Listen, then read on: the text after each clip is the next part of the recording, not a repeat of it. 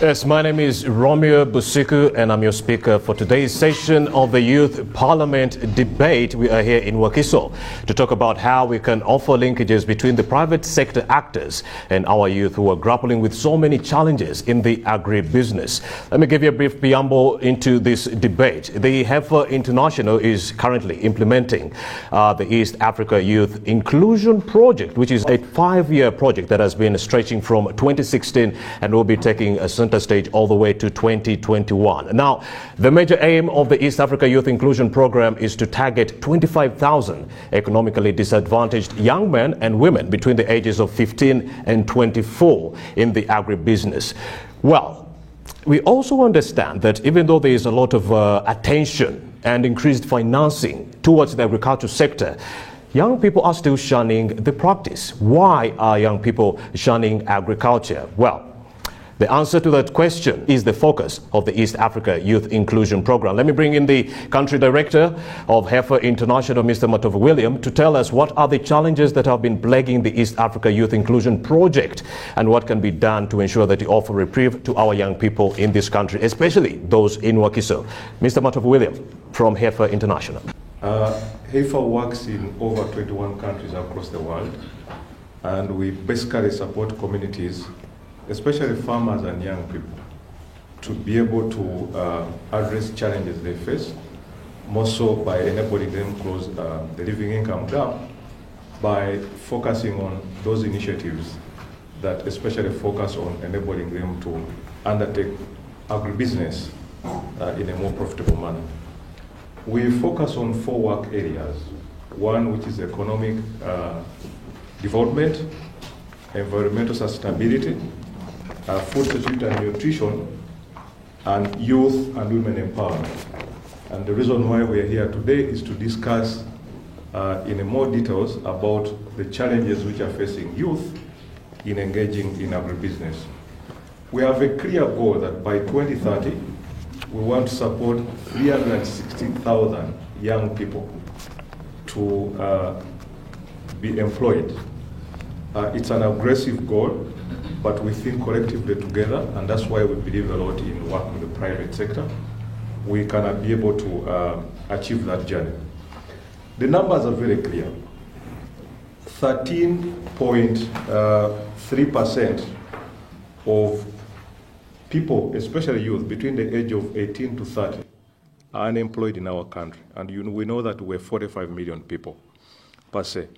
And it's even very clear that 50% of those youth who are unemployed, they largely, especially have an opportunity to engage within the agriculture sector.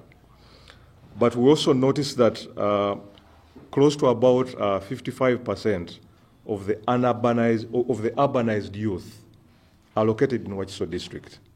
And Wakiso district is one of those populated districts in this country.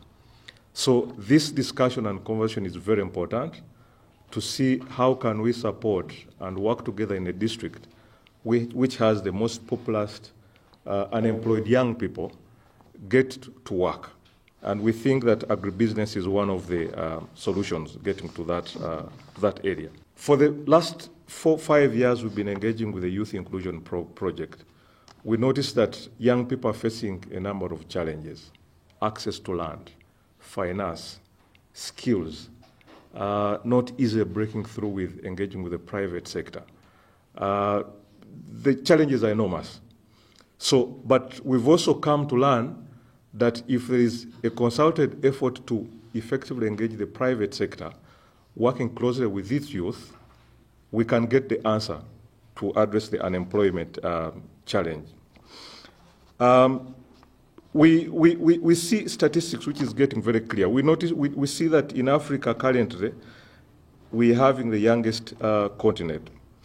But also it's getting very clear that in the next several decades or so, it's projected that the global workforce will increasingly be African, not Chinese, not Indian, but African. So the key thing for you young people, what does that mean for you? Does it mean that we fold hands? Does it mean that you get back home and then you don't take up some of these challenges? So how can we collectively work together to be able to export that advantage that we see that's going to happen in the coming many decades and years to come. So ensuring that African young people secure employment or that can create their own livelihoods requires preparing them to have knowledge and skills. And that's where we come in to be able to work with you to be able to dig out the entrepreneurship that you have into you so that we can give you, we can support you to be able to have the advantages that you can exploit by either creating a job or have skills that can enable you to be employable. The private sector is key in this journey. And we are noticing that partnering with the private sector can give us a leapfrog. And that's where, at HEIFA, we agree with the government strategy that the private sector is the engine of growth. And we believe that collectively working with the private sector, we will be able to support young people to achieve their aspiration and dreams they have, and support our country to be able to address the challenges that they face. So our engagement with the private sector and working with youth has enabled us to realize that there are critical skills to the journey of job creation, whether you're starting up a business or you're getting skills of being employable. And we've noticed that there are 5 sets of skills that we need to focus on, either as development agents, as a private sector, as government, and everybody doing this business of supporting youth get to work. Number 1, the foundation skills. The most private sector we've talked to, they are telling us they have opportunities within their own companies. They want to work with youth, especially those who have started up their small businesses. But there's a challenge of young people having foundational skills. And what are these foundational skills? Trust, respect, time management, those simple values that get you to work. Number 2, the 21st century skills. Okay? Such skills are critical thinking, communication, creative problem solving, resilience, teamwork. Either whether you're employed or it's a private sector which you want to engage with you in business, they have found out that those are critical skills that you need to have. And the third one, digital skills. Because we're in a digital age, we're talking about mobile money, we're talking about apps. So how do we support young people working collaboratively with the private sector to ensure that they can get those sort of skills, the digital skills?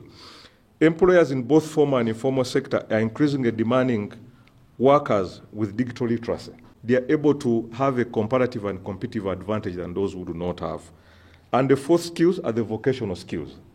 Okay, that is becoming central. What is it what vocational trade do you possess that you bring onto the market? Is it okay? I work a lot with the dairy processors, okay? But they are telling me that they are looking out for dairy technicians. So they have to move all the way to Kenya or to India to get dairy technicians who are able to work in their dairy processing plants. The opportunities are there, but it's about those skills. And the last one, the entrepreneurship and work readiness skills. Things to do with business planning, things to do with management, financial literacy, smartness, being presentable. Is it okay? Those 5 core skills are very important in our journey of creating jobs. Thank you very much, Mr. Matov William. Mr. Matov William is the country director of HEIFA International, which is implementing the East Africa Youth Inclusion Project that is targeting 25,000 young men and women in Uganda and Tanzania. Let me also bring in the East Africa Youth Inclusion Program Director, that is Mr. Ekudewo Richard. Thank you, Speaker, and thank you, honorable members who are in here. The East Africa Youth Inclusion Program is one of the HEIFA projects implemented in partnership with Youth Alive in Uganda, MICO in Tanzania, and also Restless in Tanzania.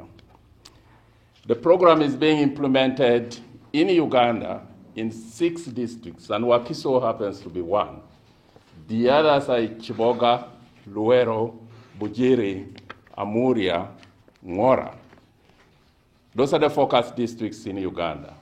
In Tanzania, we are in the Southern Highlands, in Iringa, Jombe, and in Mbeya area. So the goal, overarching goal, is to improve the livelihood of 25,000 youth in Uganda and in Tanzania by increasing their income through youth employment and also enterprise development. Specific objective of the program is to provide the youth with value proposition that will address the barriers for full access of employment and enterprise development opportunities within the agricultural value chain in Uganda and Tanzania. The project has specific or strategic objectives. One is skilling the young people. 2, financial access to the young people. 3, creating an enabling environment for young people to engage in agribusiness, but also we're doing the hub replication in the new value chains that will support the young men and women. What is unique about EAP is that it adopts the market-driven approach, and it also targets the youth 15 to 24 and encourages youth to engage in agribusiness and also the value chain development beyond the lives. In Wakiso district, which is one of the target districts, as I said, we are implementing activities in 16 sub-counties in Wakiso district.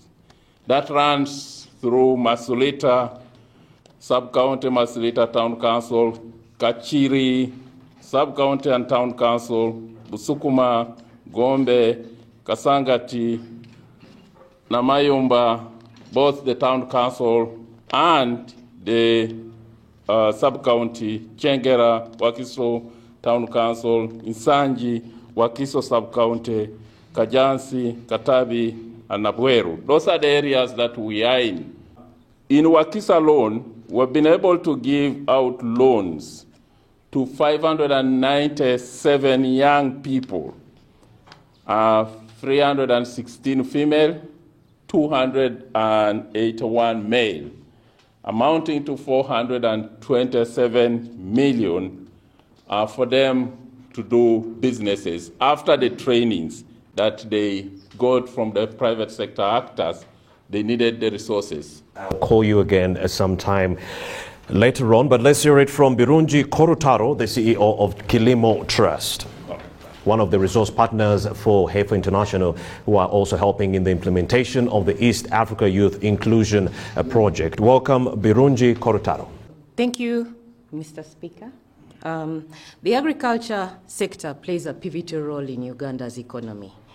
It accounts for 45% of the exports, employs 64% of Ugandans, and of these, 72% are youth. But like the previous speakers have said, there are many factors that constrain youth participation in agriculture. They are constrained by a number of factors. The first is inadequate skills and knowledge. The other is inadequate access and control to productive assets. And this is land, finance, and quality inputs. But the most pivotal one also is the negative perception to agriculture. And the East Africa Youth Inclusion Program has done an excellent job in equipping youth with the mindset, but also with the skills to be able to engage in agriculture. And the private sector and public sector can build on these. I would like to add another pathway in which the youth can be involved in agribusiness, but let me give you a perspective. Agriculture as a business is a viable enterprise.